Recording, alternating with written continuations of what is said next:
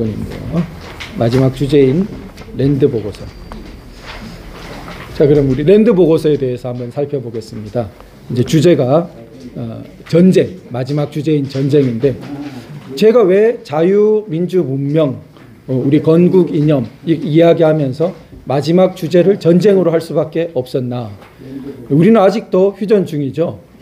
그리고 문재인 정권 시기 오직 평화만을 외치면서 나라를 아주 벼랑 끝으로 몰고 간 그러한 것을 우리가 잘 보았습니다. 그런데 의외로 우리 천주교를 비롯해서 평화 선동에 우리 굉장히 약합니다. 근데 약할 수밖에 없는 것이 전쟁 좋아할 사람이 있을까요? 거의 없을 겁니다. 그래서 인간의 본성상 아주 예외적인 특별한 사람들 외에는 전쟁을 대부분 싫어하게 되어 있기 때문에, 그러면은 평화를 가지고 선동하기 아주 좋은 그러한 여건이 되는 것입니다. 그런데 전쟁을 싫어하는 것과 전쟁에 대해서 어떤 확실하고 좋은 이해를 가지는 것은 다른 문제입니다. 어떻게 보면은 사람은 다 지겨워질 때까지 놀기 좋아하지 힘든 일 좋아하는 사람이 어디 있겠습니까? 그러나 힘든 일을 하면서 살아야 되는 것이 인생인데, 그러면은 그 힘든 일에 대해서 그게 어떤 의미를 가지는지 그걸 잘 이해하는 사람은 힘든 일을 기꺼이 또 슬기롭게 해나갈 것이고, 그래서 인생을 이렇게 정돈되게 할 수 있을 텐데, 마치 오직 평화라는 것은 오직 놀자라는 말과 마찬가지입니다. 현실적으로 그렇게 될 수 없는 것을 전쟁에 대한 좋은 이해를 막아버리면은 그거는 사회를 망하게 하는 거죠. 그래서 이 전쟁이라는 그 파트가 있고, 실제로 위대한 사상가나 대철학자들, 많은 사람들은 전쟁에 대해서 고민할 수밖에 없고 많은 고민의 결과들을 내놓았습니다. 당장 제가 여기 인용했던 우리 한번 편은 보죠. 춘추를 인용해 놓았는데요. 5-2의 춘추가 이 동양의 가장 오래된 역사책입니다. 사기보다 더 오래된 춘추 전국시대를 그러죠. 공자가 편집했다는 전설 같은 말이 있을 정도로 우리 그 오래된 기원전 5세기 이런 역사책인데, 편년체라고 몇 년에 뭐가 있다, 몇 년에 뭐가 있다 이렇게 돼 있는데, 여기 인용한 건 좌시전이라고 해서 주석이 달려있는 책입니다. 좌씨가 달았다고. 공략이 다른 버전도 있는데 가장 춘추 중에 동양 고전에서 대표적인 이 주석서입니다. 춘추 좌시전. 그래서 흔히 춘추 그러면 춘추 좌시전 이렇게 통합니다. 그런데 거기에 한 대목이에요. 대목인데 거기서 유명한 파자 해설이 나옵니다. 그러니까 한자는 이렇게 모양을 파자해가지고 쪼개서 뜻을 해설하는 경우가 있죠. 근데 실제로 상형 문자로부터 이렇게 추적해 보면은 파자해서 해설한 게 안 맞는 경우가 많습니다. 그런데 왜냐하면은 한자는 그림 같은 거에서 시작해가지고 그게 이렇게 딱 글자가 됐을 때 뭐와 뭐가 결합하면은 요 뜻이다 하는 거하고 안 맞는 경우가 많아요.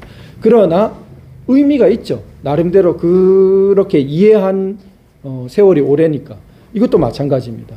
이미 기원전 5세기 때 우리가 무력이라고 하는 무자, 이거 있죠? 문무를 겸한다 할 때 뭐 군사 무력 그럴 때 무자를 파자한 거예요.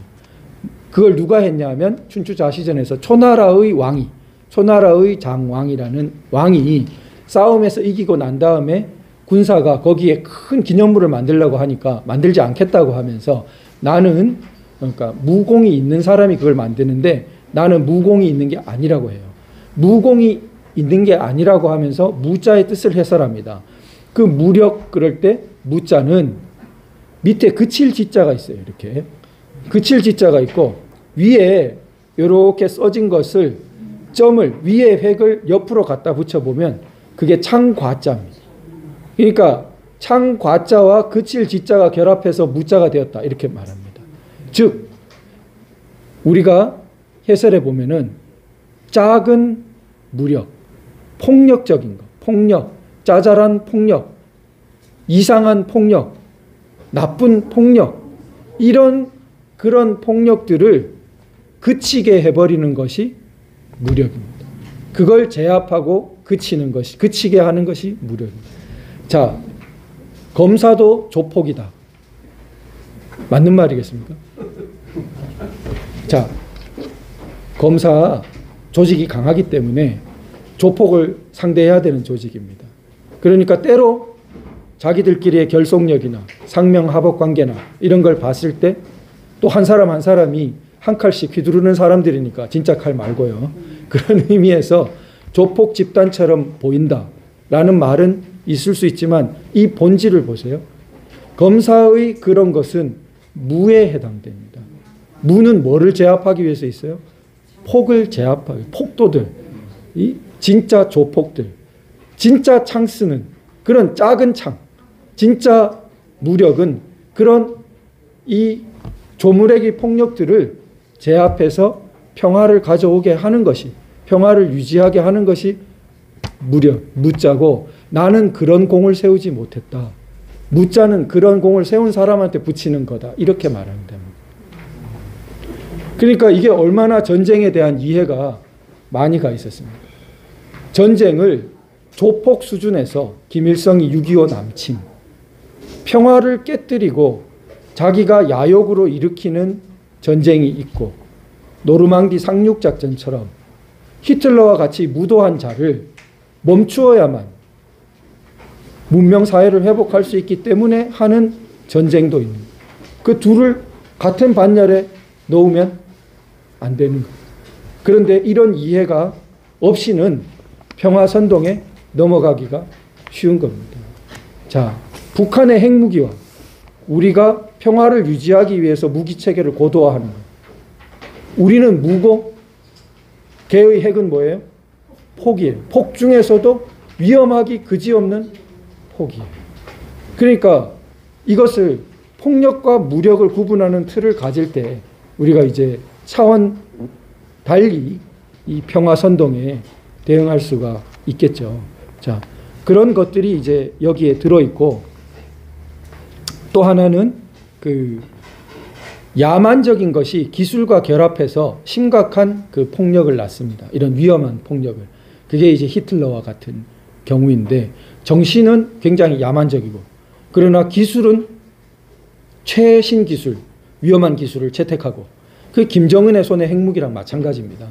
김정은의 손에 들려있는 해커 부대도 마찬가지고, 그런 것이 역사적으로 볼 때 제일 위험합니다. 기술과 야만이 결합한 상태. 그래서 그런 기술 야만 상태를 제압할 수 있는 것 또한 문명의 힘밖에 없어요.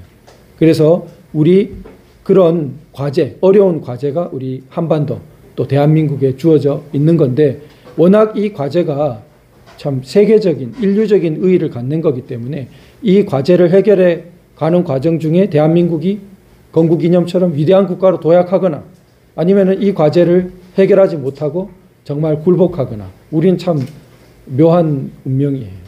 그래서 그런 곳에서 우리가 반드시 극복하고 도약하기 위해서 이 과정이 있는데, 마지막에 가장 현실적인 이제 랜드 보고서의 한데, 랜드 보고서는 미국의 유명한 랜드 재단이, 비영리 재단이 여러 연구에서 보고서를 내는데 그 중에 한반도 문제에 관심이 많아요. 그래서 한반도에 대한 연구서 중에 북한의 급변 사태에 대해서 어떻게 대응할까 하는 책을 내고, 이미 박근혜 대통령 때 냈는데 2012년 그 번역도 그 뒤에 됐습니다. 이거는 영문을 보고 우리가 번역한 건데요. 자, 보면은 중국이 어떻게 나올까를 말하고 있어요. 그러니까 북한의 급변 사태가 생겨서 공백 상태가 되면은 중국이 어떻게 나올까? 그걸 랜드 재단이 연구하는데, 중국은 첫 번째 보세요. 어떻게 해요? 병합하려 할 수 있다. 중국 첫 번째 나오는 안이 병합하려 할 수 있다. 두 번째는 승인할 수 있다. 그래가지고 이 분파를, 그러니까 김정은은 없어지고 아주 꼭두각시 같은 친중파를 작동시켜가지고 걔를 승인해가지고 괴뢰 정부를 만들 수 있다. 그게 두 번째. 세 번째는 이 뭔가 점령하거나 이런 식으로 해가지고 대한민국과 협상해가지고 땅을 차지하고 보유하려 할 수 있다. 이렇게 세 가지 이 가능성이 있고, 가장 가능성이 지금으로서는 낮고 대한민국으로서는 가장 좋은 것, 그게 남북 통일을 허용하는 방식. 우리 완전히 북한 영토에 대해서 자유 대한민국으로 자유 통일 허용하는 방식. 그런데 랜드 보고서는 이 가능성을 제일 낮게 봤어요.